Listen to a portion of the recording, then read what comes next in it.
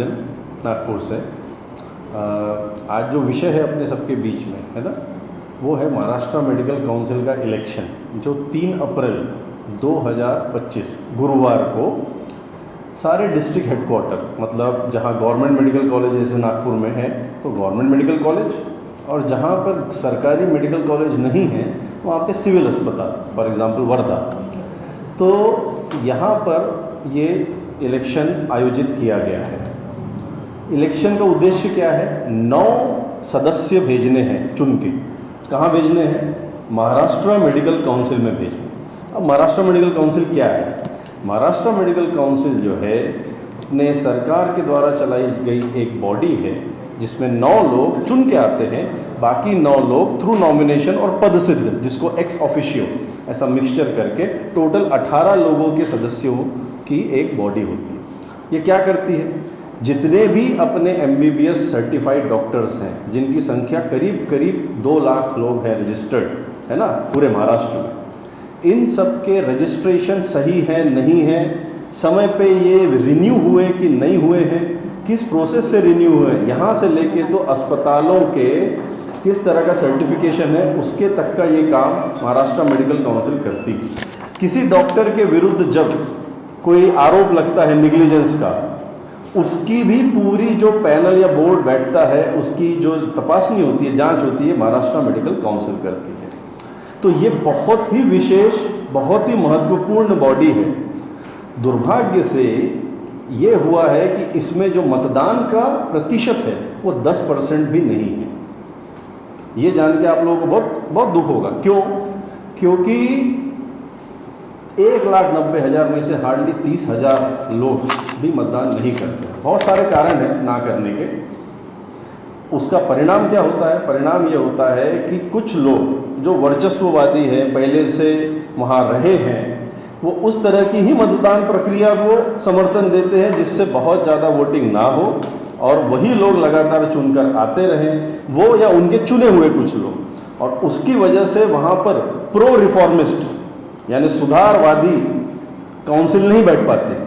कौन C council बैठती है? वो लोग जो उन्हीं का एजेंडा चलाते हैं। अब एजेंट, मैं किसी का नाम नहीं लूँगा, किसी बॉडी का, किसी एसोसिएशन का।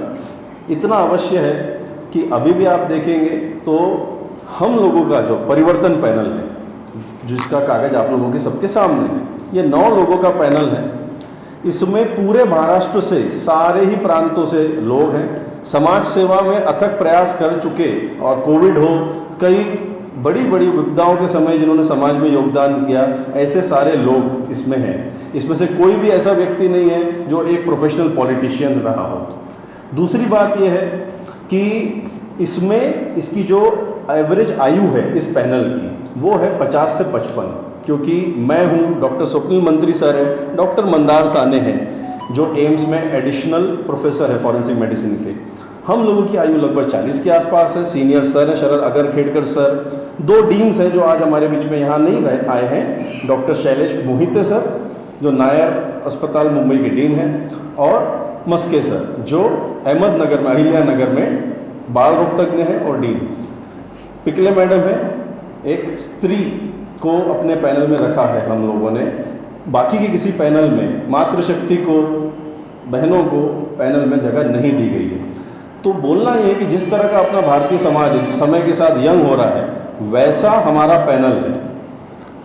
अपने समाज को, भारत के या महाराष्ट्र के समाज को सही रूप में उसका प्रतिनिधित्व करने वाला यह पैनल है।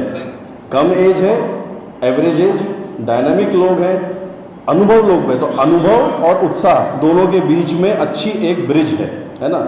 जैसे हमारे अजीत तामोलकर सर है, इंटेंसिविस्ट हैं, पूना में काम करते, पूना अस्पताल में। पिकले मैडम है जो माहिम में एक लीडिंग गायनेकोलॉजिस्ट हैं।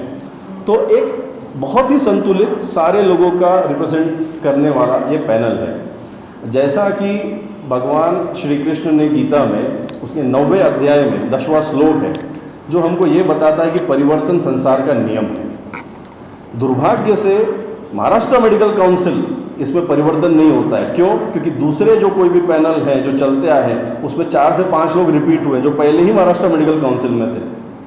अब इसका कारण ये तो बिल्कुल नहीं है कि महाराष्ट्र के 1,90,000 डॉक्टर्स में हमको 9 ऐसे नए चेहरे नहीं मिल सकते जो महाराष्ट्र मेडिकल काउंसिल में चुन के आ सकते। इसके पीछे एक ही कारण है, वो कारण है अपना वर्चस्व हटने नहीं देना, अपने निहित स्वार्थ, अपना वेस्टेड इंटरेस्ट, अपना वेंडेटा या विंडिक्टिवनेस का एजेंडा ये चलाते रहना, और रिफॉर्म्स को, अच्छी चीज़ों को जैसे कंप्लीट डिजिटलाइजेशन है उसको नहीं होने देना, रिन्यूअल की प्रोसेस को इजी करना है डॉक्टर की, वो नहीं होने देना, निग्लिजेंस की जो केसेस चलती हैं उसमें इंटरनली कुछ पॉलिटिक्स खेल पाना, ये एक गलत सेंस ऑफ अथॉरिटी में ही कुछ लोग जीना चाहते हैं, अच्छा काम नहीं करने देना चाहते हैं। इनके उत्तर में हम लोगों ने परिवर्तन पैनल, ये पैनल को डिज़ाइन किया है। सारे क्लीन इमेज वाले ऐसे लोग जो अच्छे भाव से महाराष्ट्र मेडिकल काउंसिल को चलाना चाहते हैं, ऐसे लोगों का इसमें समावेश है। इसीलिए हम लोगों ने आज ये जो प्रेस कॉन्फ्रेंस की है वो इसी का एक एकता के साथ हमारा पूरा परिवर्तन पैनल आप लोगों के सामने खड़ा है, और आप लोगों को इसके विषय में जानकारी देने के लिए आज हम लोगों ने ये पत्र परिषद आयोजित की है। मेरे राइट साइड में है डॉक्टर अजीत तंबुलकर सर, है ना, इनका कैंडिडेट नंबर है 39, इंटेंसिविस्ट हैं पूना अस्पताल पुणे से।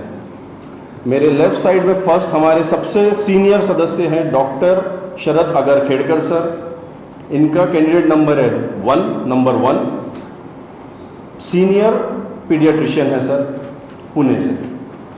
स्वप्निल मंत्री सर जालना से हैं, और ये भी बाल रोग तज्ञ हैं, पीडियाट्रिशियन हैं। उनके बाजू में डॉक्टर संगीता, हाँ, स्वप्निल मंत्री सर का कैंडिडेट नंबर है 26। संगीता पिकले मैडम उनके बाजू में, जो लीडिंग गायनेकोलॉजिस्ट हैं माहिम से, उनका कैंडिडेट नंबर है 35। ये हमारे पैनल में मातृशक्ति का प्रतिनिधित्व करती हैं। उनके बाजू में सबसे एक्सट्रीम लेफ्ट में है डॉक्टर मंदार साने, एम्स में फॉरेंसिक मेडिसिन के प्रोफेसर हैं, उनका कैंडिडेट नंबर है 37। और इसके अलावा हमारे बीच यहाँ जो आज नहीं आ पाए डॉक्टर सुनील मस्के, डीन है अहिल्या नगर के मेडिकल कॉलेज में, बाल रोग तज्ञ हैं, उनका कैंडिडेट नंबर है 28। और शैलेश मोहिते सर, उनका कैंडिडेट नंबर है 29, वो हमारे टोपी वाला नॉयर कॉलेज के डीन हैं, अंडर ग्रेजुएट डीन। डॉक्टर विश्राम लोमटे कैंडिडेट नंबर 24, सांगली से, एक बहुत ही प्रसिद्ध बाल रोग तज्ञ हैं। तो ये हमारे पैनल के सारे लोग हैं, मिलके ये लोग अपने महाराष्ट्र मेडिकल काउंसिल के इलेक्शन में अच्छे भाव से लड़ के अच्छा काम करना चाहते हैं। आप लोगों का इसमें स्वागत मैं करता हूं और इनके समर्थन की आपसे कामना करता हूं। धन्यवाद। हां, मी डॉक्टर संगीता पिकले, गायनेकोलॉजिस्ट, जसं त्यांनी सांगितलं. माझा सिरियल नंबर आहे 35. 2-3 गोष्टींबद्दल सांगेन. महाराष्ट्र मेडिकल काउन्सिल डॉक्टर्ससाठी काय करतं त्यांनी सांगितलं, पण पेशंट्सचे नेग्लिजन्सचे तक्रारी, म्हणजे जर पेशंटला वाटलं की त्यांच्या आरोग्यामध्ये काही नेग्लिजन्स झालं, म्हणजे त्रुटी झाल्या, तर ते महाराष्ट्र मेडिकल काउन्सिलला तक्रारी घेऊन जातात. ना ह्या तक्रारी दोघांनाही त्रासदायक असतात, त्या डॉक्टरलाही असतात आणि त्या पेशंटलाही असतात. आणि त्याचं लवकरात लवकर जर समाधान झालं, म्हणजे त्याच्यावरती जस्टिस केलं, तर पेशंटही तृप्त, म्हणजे संतुष्ट असतो, आणि डॉक्टरही लवकर सुटून जातो जे काय त्याच्यातनं घडायचं असतं. आणि त्यामुळे याच्यात पेंडन्सी ठेवली की पेशंट अनहॅपी होतो, डॉक्टर अनहॅपी होतो. ही पेंडन्सी वाढल्यामुळे डॉक्टर आणि पेशंटमध्ये दुरावा निर्माण होतो.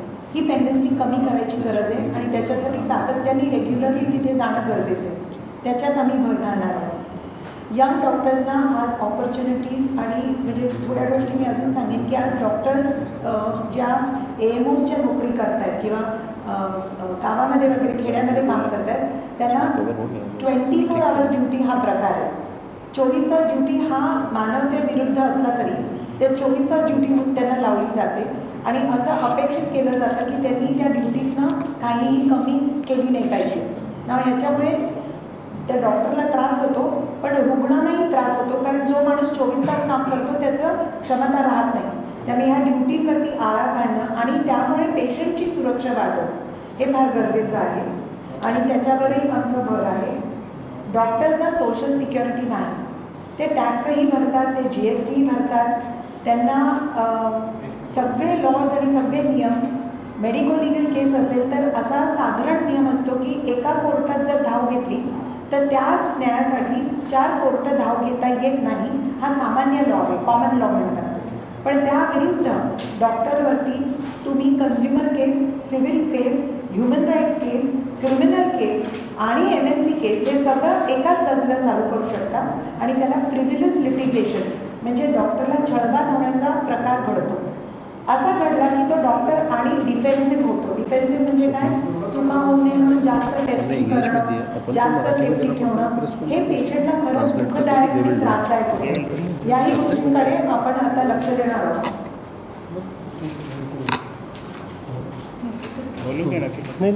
आणि ज्युडिशियल म्हणजे न्यायव्यवस्था आणि त्याच्यामध्ये डॉक्टर्स निवडून आणायचं हे काय म्हणतो बांधिलकी आणि जबाबदारी ही जनरल डॉक्टर्सवर आहे. त्यामुळे जास्तीत जास्त लोकांनी वोट नाही केलं तर योग्य लोक इथे येत नाही आणि त्यासाठी आम्ही हा संपर्क करतो. म्हणजे तुमच्यापासून जो मेसेज जाईल तर प्रत्येक पेशंटनी त्यांच्या डॉक्टरला आठवण करून द्यायची की डॉक्टर तुम्ही 3 तारखेला जा आणि तुम्ही प्लीज वोट करा, कारण हे काउन्सिल तुमच्या आणि आमच्यामधलं एक ब्रिज आहे. त्यामुळे आम्हाला हवं आहे की पेशंट्सनेही प्रत्येकाने जाऊन डॉक्टरला सांगावं की डॉक्टर तुम्ही जा आणि तुम्ही वोट करा, अशा लोकांना वोट करा जे उद्या तुम्हाला आणि आम्हाला लवकरात लवकर न्याय देतील. मी डॉक्टर स्वप्नील मंत्री, बालरोग तज्ज्ञ आणि post graduate in paediatric nutrition USA. जसं की मॅडमनी आणि सरांनी सांगितलं, धीरजजींनी पण सांगितलं की या मेडिकल काउन्सिलमध्ये बऱ्याच वर्षापासून जे प्रलंबित प्रश्न आहे तर त्याला रिफॉर्म, परफॉर्म आणि ट्रान्सफॉर्म या व्हिजनच्या माध्यमातून आम्ही सोडवण्यासाठी प्रयत्न करणार आहे. रिफॉर्म म्हणजे परिवर्तन घडून आणणं आहे आणि परफॉर्म म्हणजे आम्ही जे परिवर्तन घडून आणणार आहे ते एक चांगला परफॉर्मन्स देऊन त्या माध्यमातून आम्हाला परफॉर्म करायचं आहे आणि त्याच्या अनुषंगाने ट्रान्सफॉर्मेशन या हेल्थकेअर सेक्टरमध्ये, आरोग्य क्षेत्रात घडून आणायचं आहे.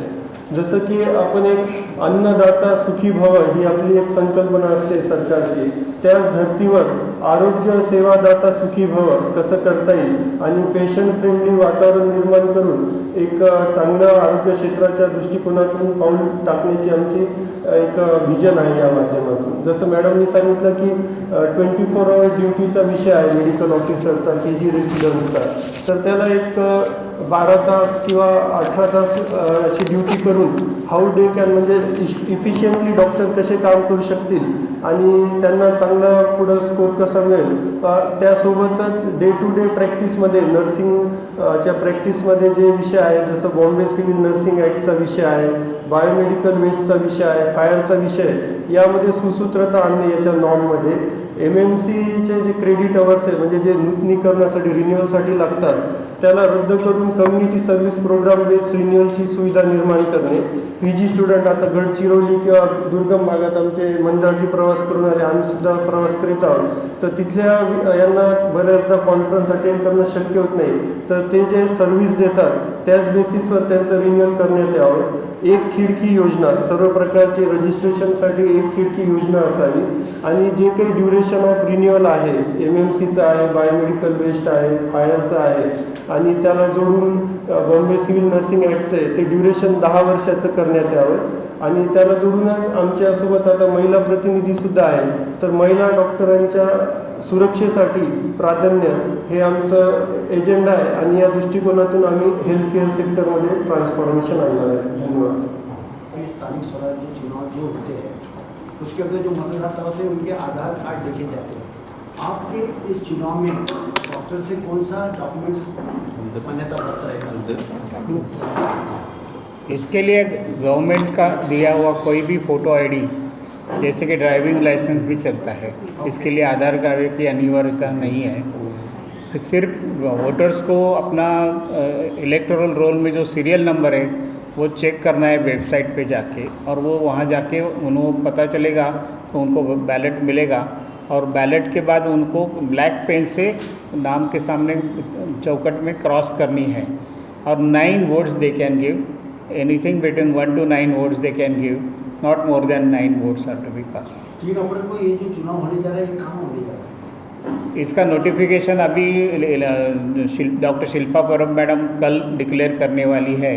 छूट फूट इधर उधर की कुछ खबरें आ रही है, लेकिन डिस्ट्रिक्ट कलेक्टर्स जब लिस्ट देंगे तो वो डिक्लेयर करने वाली है, ऐसा हमारे कल उनके साथ बात हुई थी, उन्होंने बताया। अभी हमको जैसे न्यूज़ में बताना है कि ये 3 अप्रैल को ये चुनाव है, तो लोग तो पूछेंगे ना। सिविल सेंटर का बताओ। सिविल हॉस्पिटल जो है, जैसे अपना डिस्ट्रिक्ट है नागपुर, तो नागपुर में गवर्नमेंट मेडिकल कॉलेज है, तो polling booth government medical college में ही रहने वाला है। समय क्या होगा? सुबह 8 बजे से लेकर शाम के 5 बजे तक। सर, पहिल्यांदा आपण हे पॅनल उभं केलं आहे का नेमकं या निवडणुकीमध्ये, की यापूर्वीसुद्धा आपण या निवडणुकीला सामोरं गेलं होतं? नहीं, पैनल अलग अलग हमेशा प्रयत्न किया गया है करने का। एक बॉडी रही है जो नॉर्मली इंडियन मेडिकल एसोसिएशन से रिलेटेड, हम सभी इंडियन मेडिकल एसोसिएशन के ही मेंबर हैं, हम सभी इंडियन मेडिकल एसोसिएशन को रिप्रेजेंट करते हैं, बट पैनल अलग अलग लोग चालू करते हैं। तो सभी लोग अभी भी यहाँ पे 3 से 4 पैनल है, बट कंप्लीट पैनल केवल 2 है। एक हमारा है जिसमें 9 स्थान है, और एक और पैनल है जिसमें 9 लोग हैं। बाकी कुछ लोग इंडिपेंडेंट लड़ रहे हैं, कुछ लोगों ने 4 लोगों ने पैनल बनाया है, किसी ने 5 लोगों का पैनल बनाया है, ऐसे है। मॅडम जसं आपण बोलतो म्हणजे अनेक वर्षांपासून जे काही घडतं आहे त्याच्याबद्दल आम्ही आज खूप डिस्कस करणार नाही आहोत, कारण उद्या बघणं आमच्या हातात आहे। मागच्या गोष्टींना आपण कुठेतरी बोलत गेलो तर ते कुठली डॅमेज डेफॉर्मेशन ह्या सगळ्या गोष्टींमध्ये अडकून जाणार। त्यामुळे आम्ही फक्त प्रगत बोलू। आपल्या देशात प्रगती हा मेन आहे आणि त्याच्यापुरतेच आपण आता खूप जास्त चर्चा करणार आहोत, कारण काय होतं की मुद्दा आपला जिथे आहे फोकस, तो फोकस आमचा। सो ट्रान्सपेरन्सी आणणं, फास्ट करणं तुमची ही प्रक्रिया, registration, renewal. Now one of the very important things is, विमानात जर तुम्ही गेलात तर जेव्हा ऑक्सिजनचं प्रेशर कमी होतं तर असं अनाउन्समेंट करतं की पहिलं तुमचं ऑक्सिजन लावा, मग बाजूला लावा।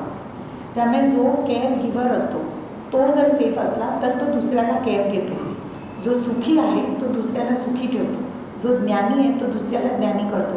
त्यामुळे डॉक्टरला सुखी राहणं, ज्ञानी राहणं, सेफ राहणं हे जेव्हा होतं तेव्हा पेशंटही सुखी सेफ राहतो। आणि ही प्रक्रिया लोकांना समजत नाही आहे, जोपर्यंत आपण हे क्लिअरली लोकांना कळत नाही आहे। कारण पेशंटना आज जर डॉक्टरला मारलं, जे हल्ली मूवीजमध्ये पण दाखवतात आणि रिअल लाईफमध्ये तर आमची मेली पण आहेत मुलं, आणि आमच्याकडे डॉक्टर्सना अशी परमनंट आय डॅमेज वगैरे झालेलं आहे। नाव व्हायोलेन्स इज नो आन्सर, आणि व्हायोलेन्स होऊ नये ह्याच्याकरता जर आपलं MMC पॅनल सतर्क असेल, योग्य वेळी क्रॉस पॅथिंग किंवा क्वॅकरी म्हणजे अयोग्य डॉक्टर बिन डिग्रीने प्रॅक्टिस करतायत त्यांच्यावरती कारवाई झाली तर त्या बिन डिग्रीच्या माणसामुळे झालेला मृत्यूसुद्धा पेपरमध्ये छापून येतो, डॉक्टरनी केली चुकीची बाब, पण तो डॉक्टरच नव्हता, त्यांनी तिथे खोटी चिन्ह लावली होती। त्यामुळे MMCला हे सुओ मोटो ॲक्शन घेणं गरजेचं आहे की क्वॅकरी करतोय तो, त्याच्याकडे ही डिग्री नव्हती, त्यांनी हे इलाज करू नये, आणि हे कमी झालं की योग्य डॉक्टरकडे पेशंट जाईल। आणि त्यामुळे एक healthy MMC is the main focus. म्हणजे शरीर चांगलं असेल तर अवयव चांगले, तसंच MMC चांगले असेल तर डॉक्टर सगळे चांगले, हे नक्की होणार। आणि त्याच्यासाठी हा प्रयत्न ठेवली, फिजिकल बॅलेट ठेवलं, डिस्ट्रिक्टच्या मेन सिव्हिलच्या जागी ठेवलं, आणि 4-4 तास प्रवास करून त्यांनी ड्युटी सोडून यावं अशी अपेक्षा केली तर नक्कीच इलेक्शन कमी होणार आहे। सो काय गरज आहेत पुढच्या इलेक्शनला? पुढच्या इलेक्शनला ही गरज आहे की हे ऑनलाईन व्हावं, ही गरज आहे की त्यांना त्यांच्या ठिकाणूनच व्हायला पाहिजे। आज हायकोर्ट ऑनलाईन आहे, सुप्रीम कोर्ट ऑनलाईन आहे, बरेचसे आपले ॲप्लिकेशन्स ऑनलाईन आहेत, तसंच याला डिजिटलाइज करून ऑनलाईन करणं गरजेचं आहे। जसं ऑनलाईन झालं की ताबडतोब त्यांची पार्टिसिपेटिंग शक्ती वाढेल, नाहीतर त्यांनी तुमची OPD तुम्ही बसले असताना तुम्हाला सोडून वोटिंगला जातील कसं? कारण डॉक्टरला पहिली बांधिलकी पेशंटची असते, he feels very responsible. Do you know as a press reporter की डॉक्टरची आयु, लाईफ एक्सपेक्टन्सी ही समाजापेक्षा कमी आहे, म्हणजे डॉक्टर लवकर मरतो। IMAच्या एका पास्ट स्टडीमध्ये हे प्रूव्ह केलेलं आहे की डॉक्टर लवकर मरतो सामान्य माणसापेक्षा। का? तर कारण त्याच्यावरती दबाव खूप असतो, सतत प्रेशर असतं। किती नियम आहेत आमच्यावरती लागू? स्टँडर्ड फॅक्टरीला लागणारं पण आहे, वेस्ट मॅनेजमेंट पण आहे, लायसन्सेस, अबॉर्शन, PCPNDT, पॉक्सो असे असंख्य, म्हणजे आपण गणित केलं तर 150 ते 200 कानून एका डॉक्टरवर लागू केले जातात आणि कुठेही त्याची चूक झाली म्हणजे वजनमाप, वजनाचा काटा असतो त्यालाही एक लॉ आहे आणि हे असंख्य लॉस या डॉक्टरनी त्यांनी पेशंट सांभाळून झाल्यावर करायचं का पेशंटच्या मध्ये करायचं का दुसरं कोणीतरी त्याला मदत करायची अशी काहीही रूपरेखा नसल्यामुळे तो डॉक्टर सगळ्या बाजूने तणावात घेरलेला असतो आणि त्याला कुठलीही, आता नेव्ही आर्मीला टॅक्सची कुठली तरी सवलत असते, आम्हाला ड्युटी कंपल्सरी असते, इसेन्शियल सर्व्हिसेसमध्ये आम्हाला गणितात घेतलं जातं, परंतु इसेन्शियल सर्व्हिस असून डॉक्टरांची सुरक्षिततेसाठी काहीच नाही. डॉक्टर ड्युटीवर मेला, कोविडमध्ये मेलेल्या डॉक्टर्सना सुद्धा फायनान्शियल कॉम्पन्सेशन नाही मिळालं, बऱ्याचशा पोलिसांना मिळालं, क्लास 3 एम्प्लॉईजना मिळालं, पण डॉक्टर्सना नाही मिळालं. सो त्यामुळे खूप गरज आहे ह्या केअर गिव्हरची, म्हणजे जो केअर देतोय त्याची काळजी घेणं गरजेचं आहे, कारण तो सुदृढ असेल तर समाज सुदृढ राहणार. आई जो मतदानाचा जो टक्का आहे, जसं म्हणजे आता तुम्ही सांगितलं म्हणजे आता डॉक्टर लोक फार बिझी असतात, तर मग तुमच्या याच्यामध्ये पण मतदानाचा टक्का कमी होण्याचे चान्सेस नाही आहेतच. आता आम्ही प्रेसकडे का बोलतोय, आम्ही आशा करतो की तुम्ही सांगणार पेशंट्सला की तुम्ही जा डॉक्टरांना तुमचे हात पकडून गाडीत बसून पटकन घेऊन वोट करून आणा, कारण तुम्हालाही चांगला MMC मेंबर हवा आहे, डॉक्टरांनाच नव्हे. कारण हे ॲब्सोल्युटली म्हणजे डॉक्टर आणि पेशंटमधला जो ब्रिज आहे, लिगल ब्रिज, हा एकच आहे. नमस्कार, मी doctor Ajit Tambolkar, IC specialist in intensive care, जुना हॉस्पिटल पुणेवरनं. 2 गोष्टी मला सांगायचं वाटतं की प्रत्येक MBBS झालेला डॉक्टर त्याला शिकायचं असतं. 1 मिनिट प्लीज प्लीज बात.